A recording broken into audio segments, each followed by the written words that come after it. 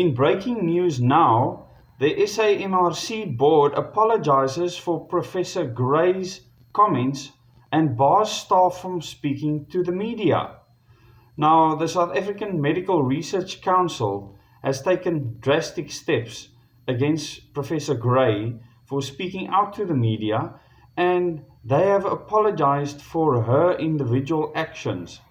In the article, it says the SA Medical Research Council Board has apologized to the Minister of Health and the Ministerial Advisory Committee for recent comments made by its president, Professor Glenda Gray, and says it will institute a fact-finding investigation into the damage the comments have caused. It continues, in a letter signed by Chairperson Professor Johnny Mhlangu, seen by News 24, the board says it will also bar Gray and other staff from speaking to the media until the matter of Gray's comments is resolved. Where is our country going currently if people, professionals, are not allowed to speak out and give their opinion, even if it differs from that of the government? I mean, that should be commended by anyone in a democracy that is under a constitution. This after an interview with News 24 in which Gray was perceived to be critical of the government's lockdown approach as unscientific, a claim she has since denied. In the interview, she claims that there were increased malnutrition cases in children at Chris Hani Baragwanath Hospital.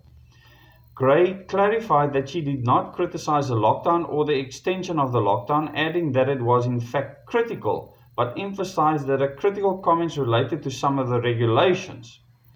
In the letter addressed to Acting Director General of the Health Department, Dr. Anban Pillay, the board said it took great pride in the recognition South Africa had received from the United Nations and the World Health Organization. It's interesting that those organizations are mentioned because they are actually driving all our actions, not our scientists or our politicians, as a leader in managing the COVID-19 pandemic. So they see the World Health Organization and the United Nations as the leaders in sorting out this pandemic, and they are taking the advice from these organizations. It was also proud of how the government has based its response on the available scientific data.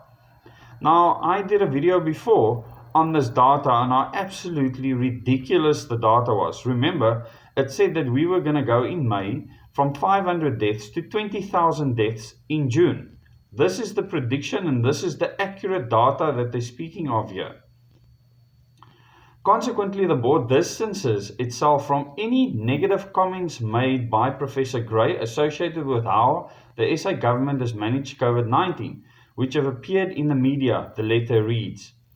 The SAMRC board fully supports the efforts of the Minister of Health and the Ministerial Advisory Committee.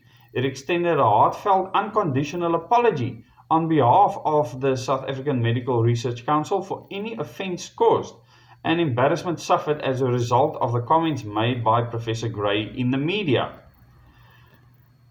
They say that the criticism is worrying.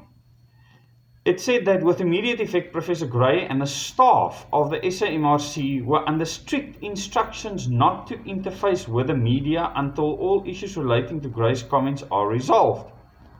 Mhlangu would take responsibility for media comment in the interim.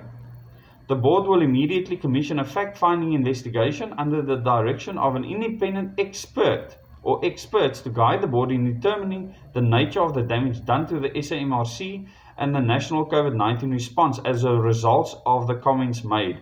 This sounds like one of the many big cover-ups in the history of South Africa, where politicians start to absolutely terrorize people that have a right to speak out about how they feel. Take their rights away to dignity, take their rights away as professionals to actually give opinion when asked to do so.